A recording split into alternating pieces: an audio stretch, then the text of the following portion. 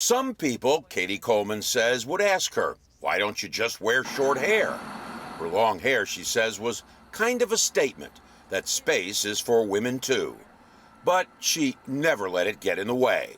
When we were going to be working with equipment very closely, or maybe working very closely together, I would just take my hair and put it in a ponytail, and it would be out of everybody's way. Retired astronaut Cady Coleman spent nearly a quarter century with NASA. And liftoff of the Space Shuttle Columbia. Twice during the 1990s, she flew Space Shuttle missions. And in 2010 and 2011, Cady is second coming through the hatch. she spent 6 months living on the International Space Station. Of the nearly 250 people to visit the ISS so far, less than 40 are women.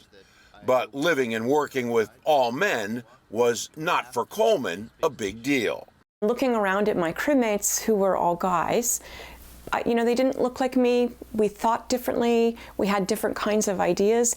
And I thought that was just exactly perfect for a space mission, because we bring a crew who each brings their own gifts to the mission. And sometimes you just bring too much. China's next female taikonaut will have plenty of just basics, Coleman says, to pass on to those who follow. It's just really important if you realize that, I brought a lot of these kinds of clothes and I only wore a few of them. Or there was a very efficient way to organize my day or organize my things so that I never lost them. All of us like to share advice with the people that come after us. The taikonauts, men and women, just like the ISS crews, all value some degree of privacy and alone time. And on the space station, there's room enough to find a quiet place when you need it. If there was an emotional challenge for Cady, it was leaving.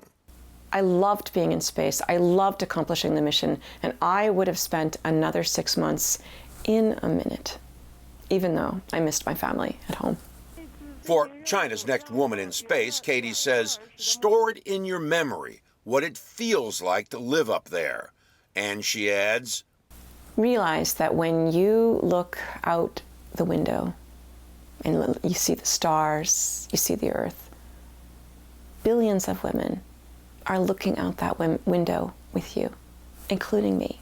Coleman is fond of saying the experience of flying in space is magical, an emotion she knows China's next woman will feel too. For CGTN, I'm John Zarrella.